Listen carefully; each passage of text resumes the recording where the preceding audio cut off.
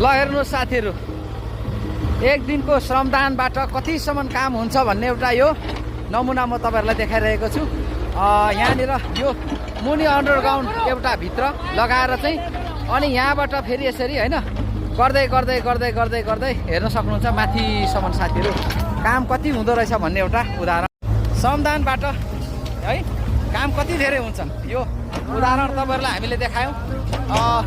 काम गर्नुपर्छ देश बनाउनको लागि है, बिना तपाईँको चाहिँ नि बजेट पनि यसरी धेरैभन्दा धेरै काम गर्न सकिन्छ भन्ने एउटा ज्वलन्त उदाहरण तपाईँहरूले हेर्न सक्नुहुन्छ साथीहरू।